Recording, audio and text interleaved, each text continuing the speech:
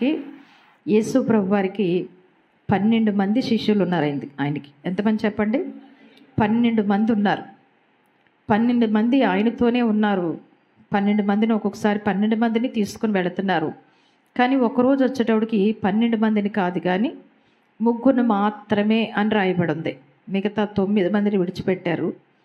మరి వాళ్ళు పిలిచారో, వారిని రానన్నారో, లేకపోతే వారిని కూడా తీసుకెళ్తే కొన్ని సందర్భాల్లో వాళ్ళు సరైన రీతిలో ప్రార్థనలో ఏకీవించలేదో, సరైన రీతిలో ప్రార్థన చేయలేదో, ఏమైందో మొత్తం మీద 9 మందిని విడిచిపెట్టారు. 3 మాత్రమే ఆయనతో వెంట పెట్టుకొని వెళుతున్నారు. ఎవరు వాళ్ళు? యోహాను గారు, పేతురు, యాకోబు. వీరి 3 మాత్రమే తీసుకుని వెళుతున్నారు. చూడండి, పేతురు సహోదరుడు ఉన్నాడు కానీ ఆయన తీసుకుని వెళ్ళట్లేదు. యాకోబు, యోహాను వీళ్ళిద్దరు అన్నదమ్ములు, వీళ్ళిద్దరిని తీసుకుని వెళ్తున్నారు. వీళ్ళతో పాటు పేతురు గారిని కూడా తీసుకుని వెళుతున్నారు. వీళ్ళ 3 వీడితో పాటు యేసు ప్రభు కలిసి 4 కూడా ఎక్కడికి వెళ్ళారంటే ఒక కొండపైకి వెళ్ళిపోయారట.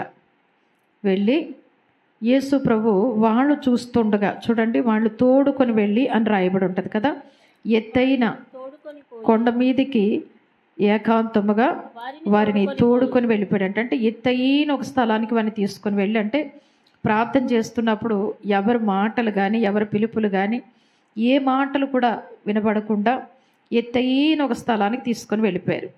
అంత మాత్రమే కాకుండా ఏకాంతంగా తీసుకొని వెళ్ళిపోయారు. ఎత్తైన కొండ, ఎడారి ప్రాంతం, ఎవ్వరు కనిపించేది లేదు, అరిసినా పట్టించుకునేది లేదు, ఎవ్వరి స్వరాలు కూడా అక్కడికి వినబడట్లేదు.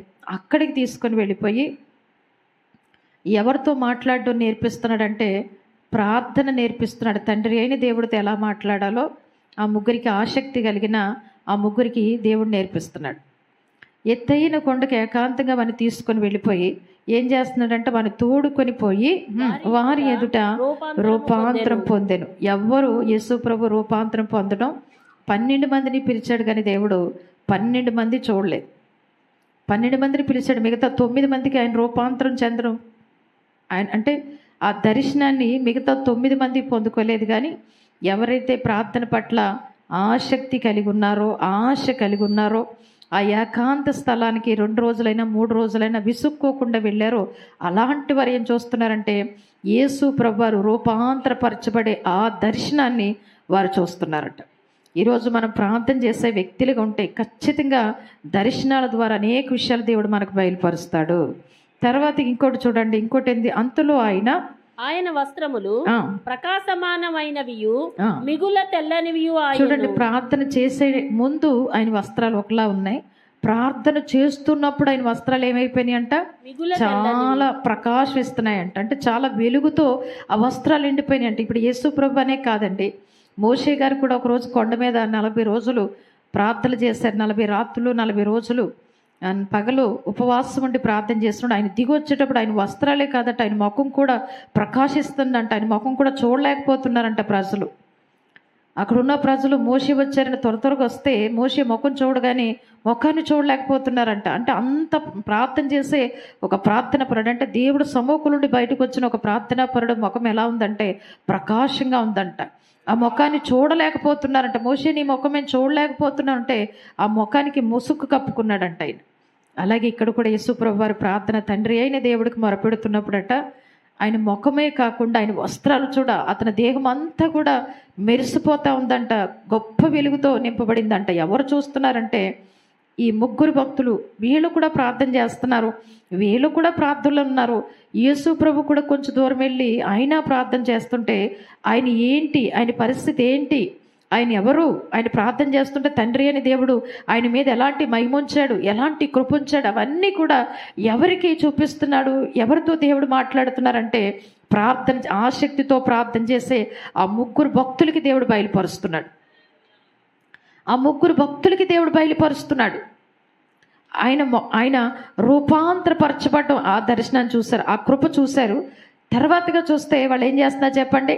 ఆయన వస్త్రాలన్నీ కూడా, ఆయన దేహమే కాకుండా, ఆయన శరీరమే కాకుండా, ఆయన ముఖమే కాకుండా ఆయన వస్త్రాలు కూడా ఏమైపోతున్నాయంటే ప్రార్థన చేసినాడు.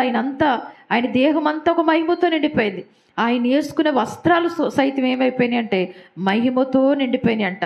ప్రకాశంగా మెరిసిపోతున్నాయంట. వేసిన వస్త్రాలు సైతం ప్రకాశకరంగా మెరుస్తున్నాయంట. అందుకే చూడండి, పౌలు చేతి కచ్చీపులు పట్టుకున్నప్పుడు ఆయన గొప్ప ప్రార్థనా పరుడు. ఆయన వాడిన చేతి కచ్చీపులో సైతం మహిమ ఉండేదంట. అది ఎవరైనా రోగుల మీద వేస్తే ఆ కచ్చీపులో నుంచి సైతం ఆ మహిమ వెళ్ళి వారిని స్వస్థపరిచేసేదట. కచ్చీపులోంచి కూడా మహిమ వెళ్ళి వారిని స్వస్థపరిచేదట. ఈ సత్యాన్ని తెలిసిన 12 సంవత్సరాలు బట్టి రక్తస్రావంతో ఉన్న ఆమె వ్యాధితో బాధపడుతున్నప్పుడు అందరూ అంటున్నారు, ఎక్కడికి వెళ్తావు, ఆయన్ని కలవడానికి అవకాశం లేదు కదా అని అంటే, ఆయన వస్త్రపు చెంగులో మహిమ ఉందని నాకు తెలిసింది. ఆయన మాట్లాడడానికి నాకు అవకాశం లేదు, కానీ ఆయన వస్త్రపు చెంగులో సైతం మహిమ ఉంది కనుక ఆయన వస్త్రపు చెంగు పట్టుకుంటాను, ఆ చెంగులో మహిమ నాలోకి వస్తుంది. నేను రోగంతో వెళుతున్నాను, తిరిగి వచ్చేటప్పుడు ఆరోగ్యవంతురాలుగా తిరిగి వస్తాను. సమాధానం లేకుండా వెళుతున్నాను ఆయన దగ్గరికి, సమాధానంతో తిరిగి వస్తాను. సంతోషం లేకుండా వెళుతున్నాను, సంతోషంతో తిరిగి వస్తాను. అన్నీ కోల్పోయి వెళుతున్నాను, దేవుడు ఖచ్చితంగా అన్నీ కూడా నేను కోల్పోయినవన్నీ కూడా తిరిగి పొందుకొని మరలా తిరిగి వస్తానని విశ్వాసంతో వెళ్ళింది. వస్త్రపు చెంగు పట్టుకుంది. ఆ చెంగులో ఉన్న మహిమ ఆ గర్భసంచిని తాకింది. ఆ రక్తస్రావం ఆగిపోయింది.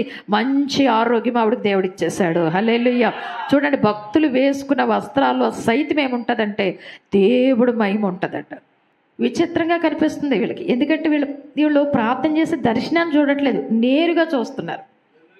ఇది దర్శనం కాదు, నేరుగా యేసు ప్రభు ప్రార్థన చేస్తున్నప్పుడు ఏం జరుగుతుందో, ఎలా ఉంటున్నారో ఇవన్నీ నేరుగా చూస్తున్నారు వీళ్ళు. ఏంటి విచిత్రం? రూపాంతరపరచబడ్డం అంటే ఏంటి? రూపాంతరం అంటే మార్పు చెందడం. వాళ్ళతో పాటు కొండెక్కేటప్పుడు ఒకలా ఉండొచ్చు, కానీ కొండెక్కి ప్రార్థన చేస్తున్నాడు మారిపోయారు. ఎలా మారిపోయారు? ప్రార్థన చేస్తున్న వ్యక్తి ఎలా మారిపోయాడు? తండ్రిలాగా మారిపోయారు. తండ్రి స్వరూపం వచ్చేసింది ఆయనకి, తండ్రి మహిమ వచ్చేసింది. ఆ ముఖాన్ని చూడలేకపోతున్నా, రూపాంతరపరచబడ్డాడు. ఏంటి, మనతో పాటు పైకెక్కిన యేసు ప్రభువేనా? అక్కడ చూస్తుంటే రూపం మారిపోయింది, తండ్రి రూపం వచ్చేసింది, రూపం అంతా ప్రకాశమయంగా మారిపోయింది. విచిత్రం అవుతుంది. ఈ ముగ్గురు ఆశ్చర్యపోతున్నారు. రెండవదిగా చూస్తే వాళ్ళతో వేసుకొచ్చిన వస్త్రాలే, కానీ ఏమైపోతున్నాయంటే వస్త్రాలు సైతం చెప్పండి చాలా వెలుగుమయం అయిపోయిన వస్త్రాలు సైతం. మూడవదిగా చూస్తే ఏ చాకిలి ఉతకిలేనంతగా తెల్లగా దగదగా మెరిసిపోతున్నట్టు నేరుగా చూస్తున్నారు. అంటే ప్రార్థనకి వెళ్లే ముందు సాధారణమైన వస్త్రాలే, ప్రార్థనకి వెళ్లే ముందు అదే ముఖం, అదే ఇది. ప్రార్థనకు వెళ్లే ముందు సాధారణమైన దేహమే, కానీ ప్రార్థనలో కూర్చున్నాక మాత్రం ఈ 3 రకాల అనుభవంలోకి దేవుడు తీసుకుని వెళ్ళిపోతున్నాడు. హల్లెలూయా. ఇప్పుడు ఈ వాక్యం వింటున్న యేసు ప్రభు, ఈ వాక్యం చూడండి, యేసు ప్రభుకే కాదు కానీ ఈ వాక్యం వింటున్న మనకి కూడా, నువ్వు ప్రార్థనా రూమ్లోకి వెళుతున్నప్పుడు, నువ్వు ప్రార్థన చేస్తున్నప్పుడు, ఏకాంతంగా దేవుడి సన్నిధిలో కనిపెడుతున్నప్పుడు, ఆశ కలిగి ప్రార్థన చేస్తున్న ఈ 3 రకాల అనుభవంలోకి మనము కూడా వెళతాం. హల్లెలూయా, హల్లెలూయా. అందుకే చూడండి, ఎస్తేరు 3 రోజులు ఉపవాసం ఉందంట. ఎన్ని రోజులు? 3 రోజులు ఉపవాసం ఉంది. 3 రోజులు ఇక మొత్తం దేవుడి పాదాలు పట్టుకొని, ఒకవేళ చెలికత్తెలు కొంతమందికి చెప్పిందేమో, రాజుగారు వస్తే ముందుగా నాకు చెప్పండి, ఎవరు నన్ను ఇబ్బంది పెట్టొద్దు, నన్ను భోజనానికి పిలవద్దు, నన్ను అసలు ఏమి ఇబ్బంది పెట్టొద్దని ఆమె కూడా ఒక రూమ్లోకి వెళ్ళిపోయింది. తన చెలికత్తెలు తీసుకుంది, దేవుడి సన్నిధిలో మొరపెడుతున్నది. రాత్రైనా పగలైనా మొరపెడుతున్నది. 3 రోజులు లోపల నుంచి బయటకు వచ్చింది. 3 రోజులు లోపల నుంచి బయటకు రాలేదు. 3 రోజు అయింది, ఉపవాస ప్రార్థన ముగించుకుని లోపల నుంచి బయటకు వచ్చింది.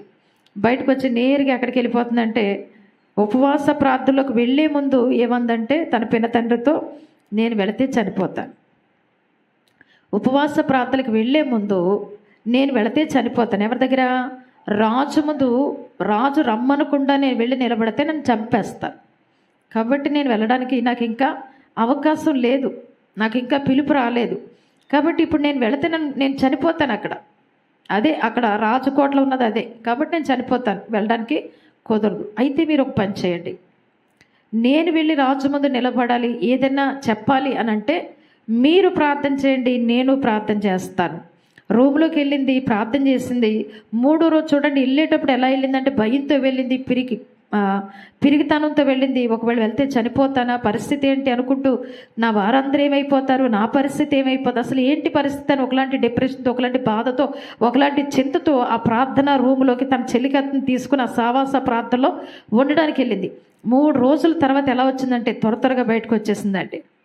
త్వరగా బయటకు వచ్చి చక్కగా అలంకరించేసుకుంటుంది ఆవిడ. చక్కగా నీట్గా స్నానం చేసి మంచిగా వస్త్రాలు వేసుకొని మంచిగా రెడీ అయిపోతుంది.